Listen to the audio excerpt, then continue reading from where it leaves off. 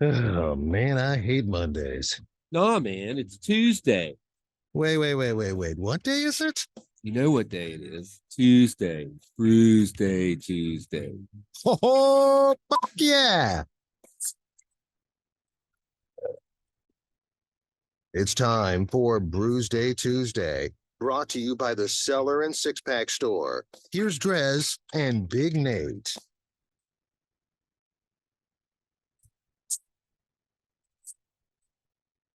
Smells Oh, so good. lovely. Just lovely.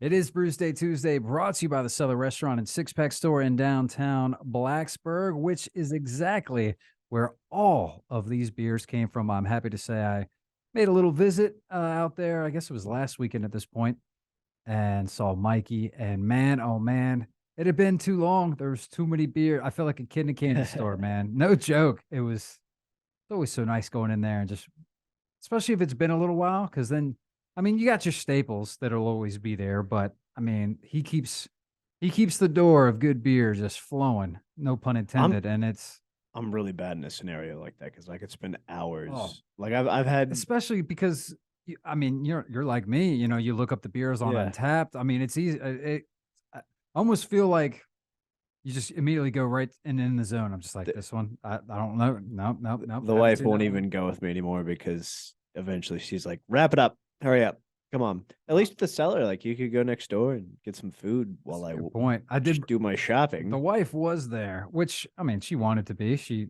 likes beer as well, so she too was, you know, building a six pack or whatever. But she had one six pack. I had three Free. plus, yeah, and it was taking me a little bit longer. But yeah, I've spent so much time in there. But that being said, so I popped from Other Half Brewing out of DC.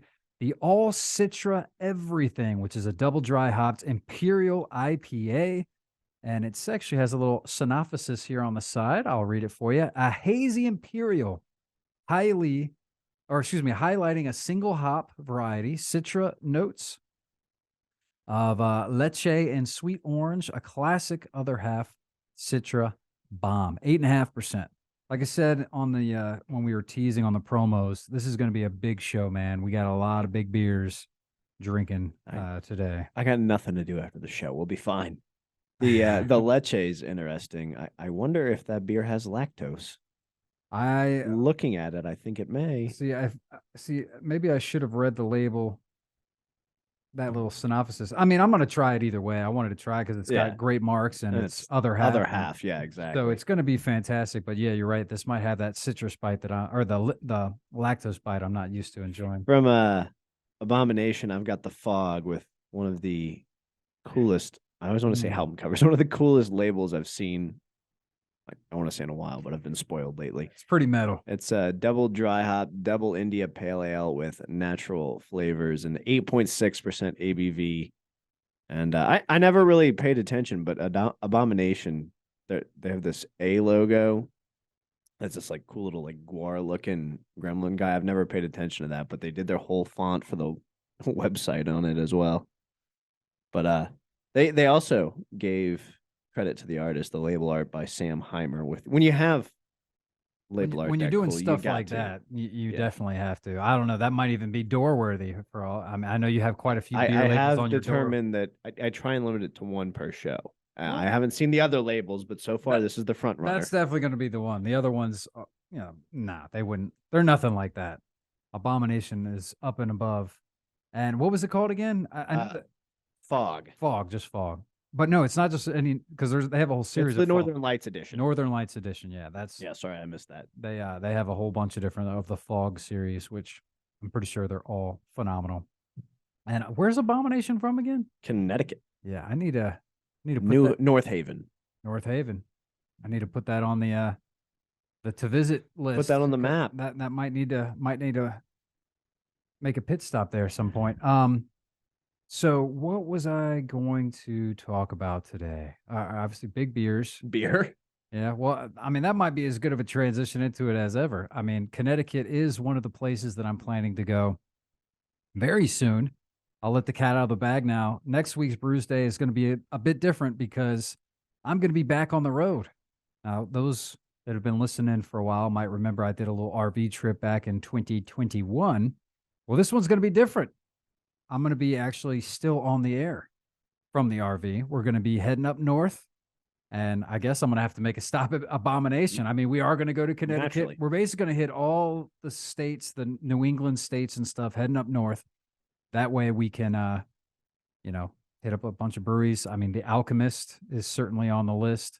I know that BB has mapped out the entire trip, and we are, I think, staying at least 3 or 4 breweries. So perhaps I'll have, maybe a brewmaster or owner or something on the show once or twice throughout the trip. How far are you going? We're going up to Arcadia, I think is probably the highest north in Maine. I think that's the national park that we were going to hit. Is Maine Beer Company on your list? It is now. Yeah. If it's in that, I mean, if it's, well, I don't know how much Maine Beer Company you've had, but I mean, they're fantastic. I love their I'm just brews. wondering geographically where Yeah. they're at. I asked as if like I knew Arcadia could be like the southernmost point of Maine, and They're in Freeport. Question is where we're adding is destinations. Freeport? Your trip's gonna have to be longer. Oh, that looks like that's up there. Oh, Yeah, I don't know. Again, I don't have all of the pit stops in my mind. I know that BB's been planning all that stuff. Did you? Oh no, it's not that north. It's just above Portland. okay. So that could maybe be doable. I don't know where's Arcadia at on the map. Let's see. Let's get some directions. Let's do this on the fly. We'll do it live. Arcadia. Isn't it Arcadia? Yeah. Well, that's what you told me. I can be honest with you. Because I've been all continental 48, Maine is the one outside of like some of those Midwest states that I remember the least. Okay, so I don't know where we're going to be coming from, but it's almost a 3-hour drive from Maine Beer Company. But that might be somewhat en route. We'll see. I don't know. Hopefully, I'll be able to make it there because that would be a good one to put on the list for sure. I mean, Maine's got some good beers. I feel like the further north you go, anywhere you throw a stone, you can find some great breweries. I would think so, and that's the I thing. mean, New England IPA is a style. I know, for a reason. and it's one of my all-time favorite styles. And I wonder how many gems we're gonna find, like of breweries stuff that you're not gonna get down here. Exactly. These are all breweries that are at least well established enough that they've traveled. I mean, who knows what rocks I'll uncover and beer I'll explore on this trip, man. It's gonna be fantastic. That's something I run into a lot is like I'll discover a brewery and then the ones we get here that are distributed, and then when I am actually fortunate enough to get to the brewery, that the offerings that don't make it always blow my mind. Like I understand mass appeal being a thing, but flagship beers, you can be greatly damaged by a flagship beer with products you've got in your portfolio. That's true. It does happen. It does. I'm sure there's some that come to mind, but we could refrain from. No, we'll go for it. I don't care. But yeah, man, it's gonna be exciting. We got this weekend. By the way, we talked about doing the booze bag bottle share. Remember, that was Stephanie's brainchild, and we've kind of started it up. I don't know did you get any inclination from our listeners? If there's any hardcore craft beer, or I guess Stephanie was a listener. That's how we kind of got into it. Yeah. So if there's any hardcore craft beer people in the NRV listening that want to, I mean, obviously it might be a while before our next one since I'm going to be gone for the month of July, but we might do another one. So you can shoot us a line and we'll vet you. We'll vet you, make sure that you're, worthy of joining the B3S. Is that what we dubbed it? B3S, yeah. B3S? The Yeah. B3S crew. Yeah, there are standards.